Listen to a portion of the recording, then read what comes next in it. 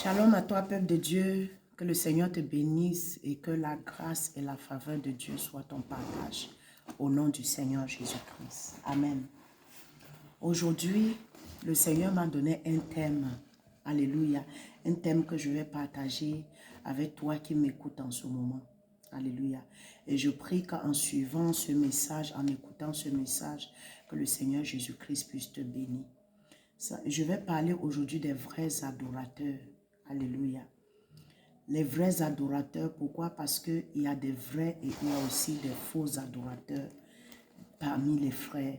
Alléluia. Tous ceux qui viennent à l'église de Jésus-Christ, tous ceux qui viennent à l'église ne sont pas des vrais adorateurs. Alléluia. C'est pourquoi sans plus tarder, là où tu es, tu vas fermer légèrement les yeux. Je vais confier ce moment entre les mains du Seigneur. Éternel notre Dieu, nous te bénissons, nous te rendons toute la gloire. Nous te disons merci pour ce moment précieux, car la Bible déclare que l'homme ne vivra pas seulement de pain, mais de toute parole qui sort de la bouche de l'Éternel. Merci parce que tu bénis mon frère, tu bénis ma soeur, tu bénis toute personne qui va, Seigneur, écouter ce message et que tu les accordes la grâce de mettre ta parole en pratique au nom de Jésus. Car la Bible déclare à quoi sert-il à l'homme de gagner le monde s'il perd son âme. Père, je couvre ce moment du sang précieux de Jésus-Christ. C'est au nom de Jésus-Christ que j'ai ainsi prié. Amen. Alléluia. Nous allons parler aujourd'hui des vrais adorateurs. Et si nous parlons des vrais adorateurs, ça veut aussi dire qu'il y a des faux adorateurs. Alléluia. Un adorateur de Dieu, au fait, un adorateur de Dieu, c'est simplement quelqu'un qui marche sincèrement, qui met la parole de Dieu en pratique, qui adore Dieu en esprit et en vérité. Alléluia. Adorer Dieu, c'est lui donner hommage et le respect. Hommage et le respect qui lui sont dus. Alléluia. C'est lui donner hommage et le respect qui lui sont dus. Hommage et respect. Alléluia. Avec crainte et aussi avec amour. Parce que Dieu est notre Père. On doit aussi l'aimer. Amen. Parce qu'il nous a aimés le premier. Alors, comme je disais, nous allons dans le livre, nous allons directement dans le livre de Matthieu, le chapitre 7, le verset 21. Voici ce que la Bible dit dans le livre de Matthieu, chapitre 7, le verset 21. La Bible dit ceci: « Ceux qui me disent Seigneur, Seigneur, n'entreront pas tous dans le royaume des cieux, mais celui-là seul qui fait la volonté de mon Père qui est dans les cieux. » Alléluia. Ici, le Seigneur Jésus, ce n'est pas la parole d'un homme, mais c'est la parole du Seigneur Jésus. Il dit ici, il dit, tous ceux qui me disent Seigneur, Seigneur, n'entreront pas tous dans le royaume des cieux, mais seulement celui-là qui fait la volonté de mon Père qui est dans les cieux.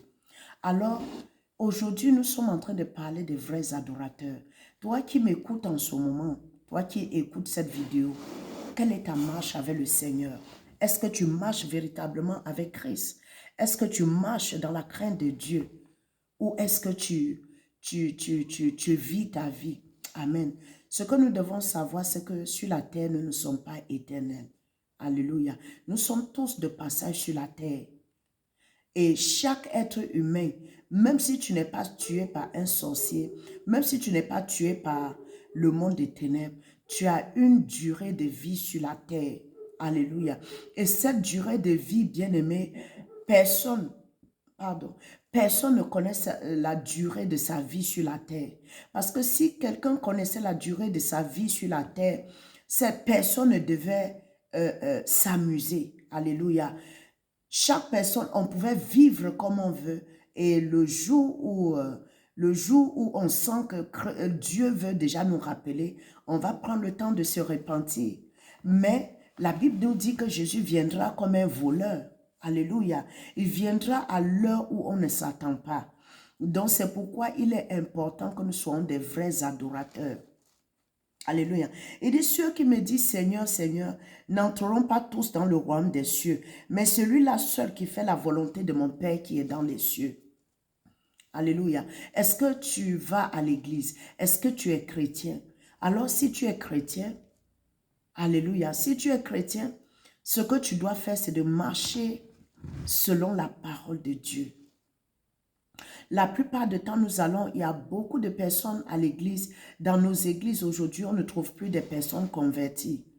Et la plupart du temps, même quand tu prêches le message de sainteté, de sanctification, les gens ne veulent plus écouter ce genre de message.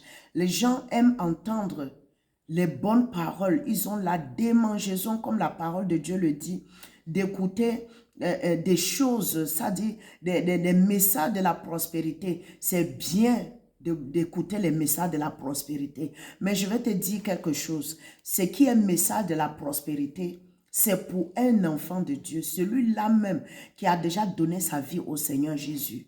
Le message de la prospérité est réservé à ce genre de personnes. Alléluia. Le message de la prospérité n'est pas réservé à tout le monde. Le message de la prospérité est réservé aux enfants de Dieu. Amen. Ceux qui marchent en esprit et en vérité. Et ici, là, Jésus nous dit que ce ne sont pas tous ceux qui lui disent Seigneur. Nous tous, nous disons que nous sommes chrétiens.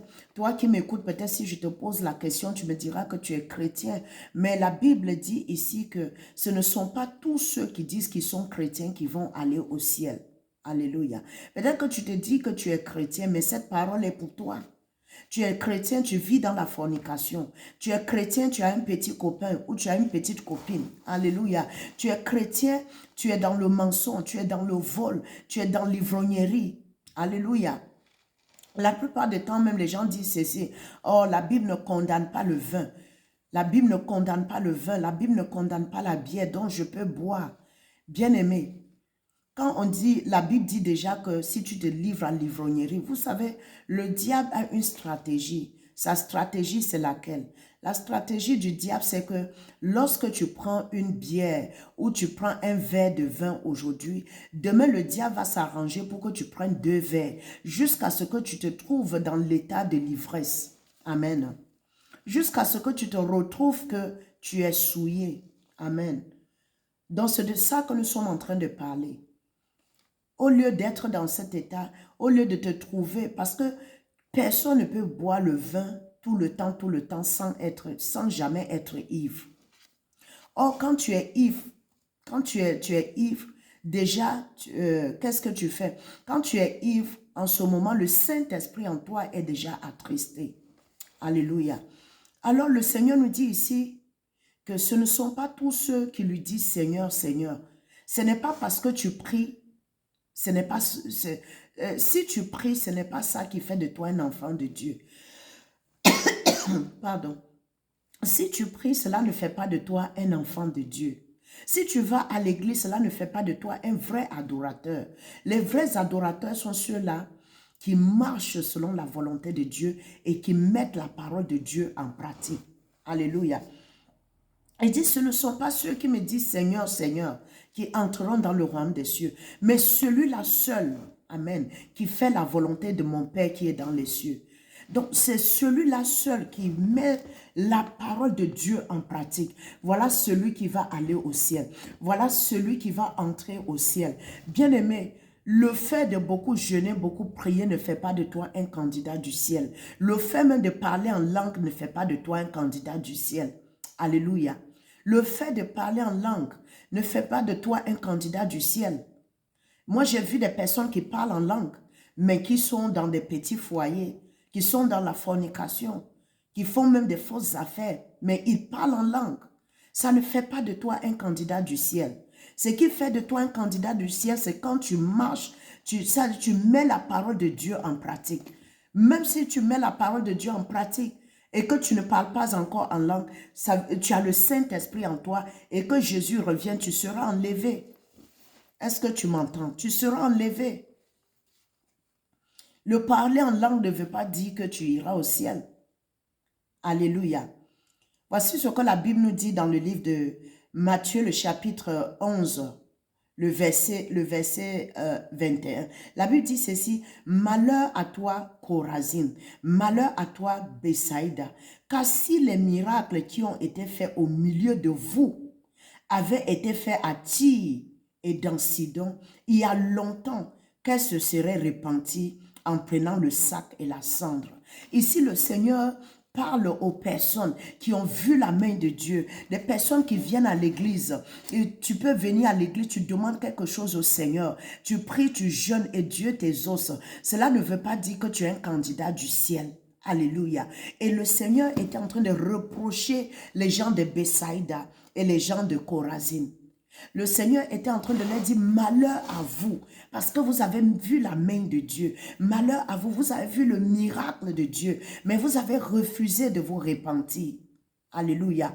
Donc, quand nous, enfants de Dieu, nous allons à l'église, nous voyons la main de Dieu, nous jeûnons, Dieu nous exauce et nous refusons de nous repentir. La Bible déclare que notre jugement sera plus sévère que ceux qui n'ont pas cru au Seigneur, que ceux qui n'ont pas connu le Seigneur. Notre jugement, le jugement de ce genre sera tellement sévère. Mais ça ne sera pas ta portion au nom de Jésus. Je prie que le Seigneur t'accorde la grâce d'être un vrai adorateur au nom de Jésus-Christ. Et dit malheur à toi. Et dit si les miracles qui ont été faits au milieu de toi, au milieu de vous, peut-être que toi qui m'écoutes en ce moment, Dieu a déjà opéré dans ta vie. Dieu a déjà fait un miracle dans ta vie. Mais tu refuses de changer de vie. Pourquoi? Parce que tu te dis que non. Parfois même quand le pasteur parle du péché, tu dis non, il est en train de parler de mon péché. C'est parce que le pasteur connaît ma vie. Il est en train de parler de mon péché. Non. Bien-aimés, nous devons mettre la parole de Dieu en pratique. Alléluia. Nous devons mettre la parole de Dieu en pratique. En mettant la parole de Dieu en pratique, nous serons sauvés. La Bible dit ceci, à quoi sert-il à un homme de gagner le monde s'il perd son âme? Toi qui m'écoutes, à quoi ça te sert de gagner le monde si tu perds ton âme? À quoi ça te sert, bien-aimé? Si tu gagnes le monde et tu perds ton âme, à quoi cela te sert? Alléluia. Jésus n'est pas venu se sacrifier à la croix pour rien. Non, Christ est venu se sacrifier pour que nous soyons sauvés, pour que nous puissions aller au ciel. Voilà pourquoi Christ s'est sacrifié à la croix. Alors toi qui m'écoutes en ce moment, quelle est ta marche avec le Seigneur? Quelle est ta position? Est-ce que si Jésus revient maintenant, tu seras enlevé, bien-aimé? Est-ce que tu seras enlevé? Voici ce que la Bible nous dit encore dans le livre de Jean, le chapitre 4, le verset 23. Mais l'heure vient, voici ce que Jésus dit à la femme samaritaine, mais l'heure vient et elle est déjà venue où les vrais adorateurs adoreront le Père en esprit et en vérité, car ce sont ces adorateurs que le Père recherche. Alléluia. L'heure, Jésus a dit, il dit l'heure vient et elle est déjà là. Cette heure-là, c'est maintenant. C'est maintenant que tu dois chercher la face de Dieu. C'est maintenant que tu dois t'accrocher au Seigneur. Dieu cherche les vrais adorateurs. Alléluia. Dieu cherche les vrais adorateurs. Ceux qui vont l'adorer en esprit et en vérité. Alors, je ne sais pas. Peut-être que tu n'es pas un adorateur de Jésus. Le Seigneur t'appelle par le canal de ce message. Le Seigneur, le Saint-Esprit t'appelle. Le Saint-Esprit t'appelle. Le Saint-Esprit te demande de revenir. Le Seigneur t'appelle dans sa maison. Bien-aimé, la Bible nous dit ceci dans le livre de Apocalypse, le chapitre 3, le verset 20. Le Seigneur dit ceci, il dit, je me tiens à la porte et je frappe. Si quelqu'un ouvre, j'entre. Quelle porte? La porte de ta vie, la porte de ton cœur. Le Seigneur Jésus-Christ de Nazareth, il est en train de frapper à la porte de ton cœur. Reçois le Seigneur. Il dit, si tu ouvres, j'entrerai et je souperai avec toi. Le Seigneur veut souper avec toi, toi qui m'écoutes. Abandonne ce que tu fais. Abandonne la fornication. Abandonne l'adultère. Abandonne le mensonge. Abandonne le vin, l'ivrognerie et tout ce qui ne glorifie pas le nom du Seigneur. Même si tu es homosexuel, le Seigneur ne te condamne pas. Il dit, je ne suis pas venu je ne suis pas venu pour condamner, mais je suis venu appeler les brebis perdues du peuple d'Israël. Même si tu es homosexuel, répands-toi, bien-aimé, donne ta vie au Seigneur Jésus-Christ. Jésus ne te condamne pas, mais il t'appelle à la repentance. Alléluia. Il nous appelle à la repentance. La Bible déclare à tous ceux qui l'ont reçu, il leur a donné le pouvoir de devenir enfants de Dieu. Le Seigneur Jésus-Christ te tend la main aujourd'hui. toi qui écoutes cette parole. Il dit, vous êtes le sel de la terre. Alléluia. Il dit, nous sommes le sel de la terre. Nous sommes le sel de la terre. Peut-être que c'est à cause des biens de ce monde que toi, tu refuses de suivre le Seigneur. Mais la Bible dit, à quoi ça nous sert de gagner le monde si nous perdons notre âme? Ça veut dire que notre âme est plus important, est plus important que toutes les choses que nous avons sur la terre. Jésus ne veut pas que tu puisses périr. Jésus ne veut pas que nous puissions aller en enfer. Et toi qui m'écoutes, tu n'iras pas en enfer au nom de Jésus. Le Seigneur veut simplement qu'on puisse lui donner notre vie. Il veut simplement qu'on puisse nous abandonner entièrement à lui. Il dit, si quelqu'un veut venir après moi, qui se charge de porter sa croix. Porter sa croix, c'est quoi? C'est renoncer à soi-même. Vous savez, pour aller au ciel, il faut renoncer à soi-même. Sois dans la joie lorsque tu trouves un homme de Dieu qui te parle de la parole de Dieu. Lorsque tu trouves un homme de Dieu qui te prêche la vraie parole de Dieu. Ne fuis pas cette personne. Alléluia. Car ce n'est que par cette parole que tu seras sauvé. La parole est une semence. La Bible nous dit que la parole est une semence. Quand on la reçoit, elle demeure en nous. Elle prend son temps. Mais un jour, elle va germer. Alléluia. Donc, je prie pour toi qui m'écoutes en ce moment.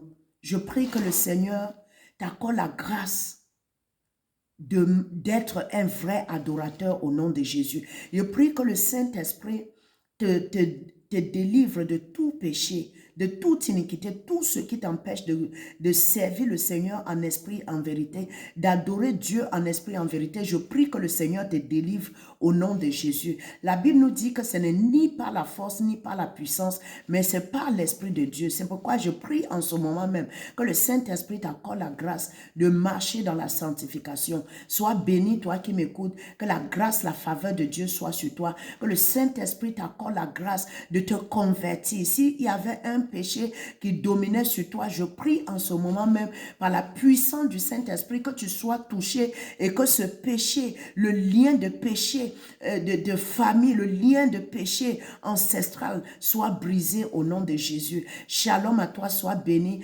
Partage cette vidéo avec tes frères, avec tes soeurs et le Seigneur te bénira. Sois béni. On se retrouve une autre fois pour une nouvelle vidéo. N'oublie pas de t'abonner si tu n'es pas encore abonné. Et si cette vidéo t'a plu, comme je l'ai dit, abonne-toi et like la vidéo, commente même. Alléluia. Sois béni. Sois béni.